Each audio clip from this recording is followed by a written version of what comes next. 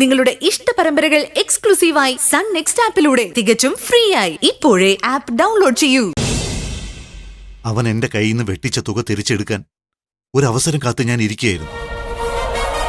അങ്ങനെ ഒരു സന്ദർഭത്തിലാണ് അവൻ നീരജയെ ബ്ലാക്ക്മെയിൽ ചെയ്ത് പണം വാങ്ങാൻ പോകുന്നു എന്ന വിവരം എനിക്ക് കിട്ടുന്നത്.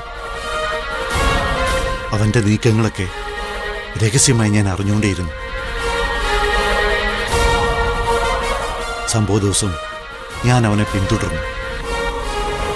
കൂട്ടിന് മുജീബിനെയും വിളിച്ചു. എന്റെ പണം കയ്യോടെ തന്നെ അവൻ്റെ നിന്ന് മേടിച്ചെടുക്കണമെന്ന് മാത്രമേ എനിക്ക് ഉദ്ദേശമുണ്ടായിരുന്നുള്ളൂ.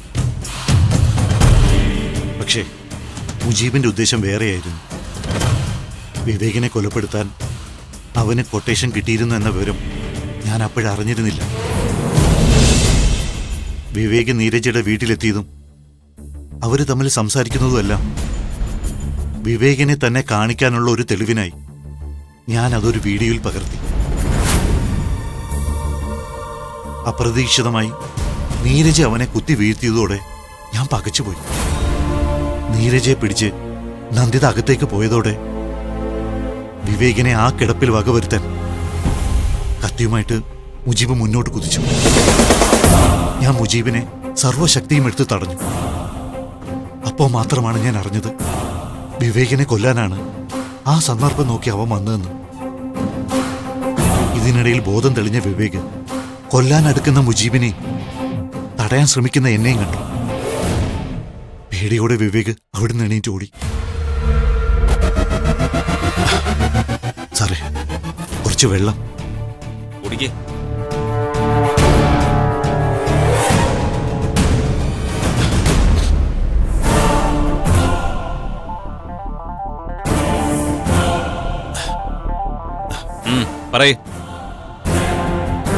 വിവേക് ഓടി മറിഞ്ഞതിന് ശേഷമാണ് ഞാൻ മുജീബിനെ വിട്ടത്.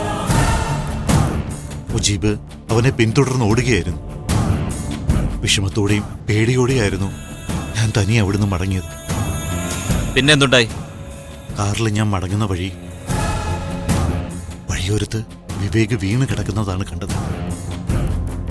മുജീബിന് വിവേകിനെ കിട്ടിയില്ലെന്ന് എനിക്ക് ബോധ്യമായി. ഞാൻ വിവേകിനെ താങ്ങിയെടുത്ത് ഒരിടത്ത് എത്തിക്കുകയായിരുന്നു. പിന്നെ രഹസ്യമായിട്ട് അവനെ ചികിത്സയും നൽകി. ഇത്രയും കാലം നീ എന്തിനാ ഇക്കാര്യം മൂടി വെച്ചത്? പേടി കൊണ്ടാണ് സാർ. പോലീസിൽ അറിയിക്കാഞ്ഞതും കേസിൽ കുടുങ്ങാതിരിക്കാൻ വേണ്ടിയാണ്. വിവേക് ജീവിച്ചിരിക്കുന്നു എന്നറിഞ്ഞ അവർ അവനെ കൊല്ലുമെന്ന് എനിക്ക് ഉറപ്പായിരുന്നു. ആരാണീ അവർ? മുജീബിന് കൊട്ടേഷൻ കൊടുത്ത ആ ബോസ് ദിയ. അതെ സാറേ, അവൾ ഒരു ക്രിമിനലാണ്. അവൾക്കൊരു അധോലോക സംഘമുണ്ട്. വിവേകിനെ സംരക്ഷിക്കുന്ന വിവരം അറിഞ്ഞ ചിലപ്പോ അവൾ എന്നെയും കൊല്ലും. വിവേക് ഇപ്പൊ എവിടെയുണ്ട്? കുറച്ച് ദൂരെയാണ്, ഒരു ലോഡ്ജില്. അവനെ കാണിച്ചു തന്നാൽ നീ പറഞ്ഞത് കുറെയൊക്കെ ഞാൻ വിശ്വസിക്കും. ശരി സാറേ, കാണിച്ചു തരാം. സാറ് എൻ്റെ കൂടെ വന്നാൽ മതി.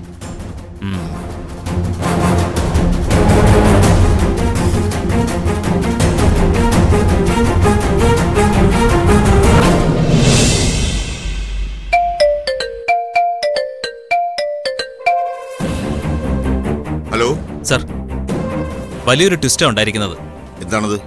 വിവേക് ജീവിച്ചിരിപ്പുണ്ട്. ഞാൻ വളരെ വിശദമായി അവനെ ചോദ്യം ചെയ്തു. മറ്റു പല കൊലക്കേസുകളും അവന്റെ തലയിൽ വരാൻ പോവുകയാണെന്ന് ബോധ്യപ്പെട്ടപ്പോ അവൻ സത്യമെല്ലാം തുറന്നു പറയുകയായിരുന്നു. വിവേക് ജീവിച്ചിരിപ്പുണ്ടെങ്കിൽ പിന്നെ കൊല്ലപ്പെട്ടതാരാണ്? അതുമായിട്ട് അവൻ ഒരു കണക്ഷനും ഇല്ലെന്ന് അവൻ പറയുന്നത്. പറഞ്ഞതെല്ലാം സത്യമാണെങ്കിൽ അപ്പോ കത്തിക്കരിഞ്ഞ ബോഡിയിന്മേൽ മറ്റൊരു കേസ് ഡയറി തുറക്കേണ്ടി വരും. സംഗതികളാകെ കുഴഞ്ഞു മറിഞ്ഞല്ലോ. അതെ സാർ, അത് വലിയൊരു തലവേദനയാവും. വിവേക് എവിടെയുണ്ടെന്ന് അവൻ പറഞ്ഞത്? അവൻ കൂടെ വന്ന് കാണിച്ചു തരാമെന്നാ പറഞ്ഞത്. ശരി, ഞാനിതാ പുറപ്പെടുന്നു. ഉടനെ എത്താം. Yes sir.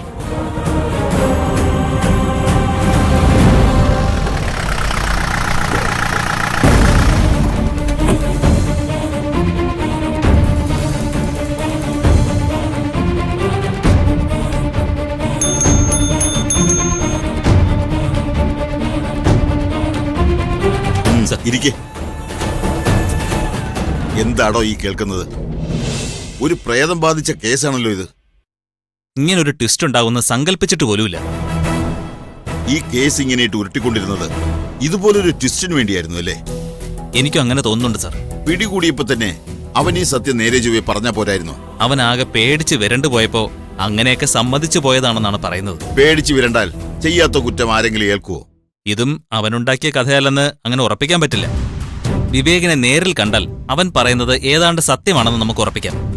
ഛേ, ഇതിപ്പോ അതിഭയങ്കരമായ ഒരു കിറാമുട്ടിയാണല്ലോ നമുക്ക് മുമ്പിൽ വീണിരിക്കുന്നത്.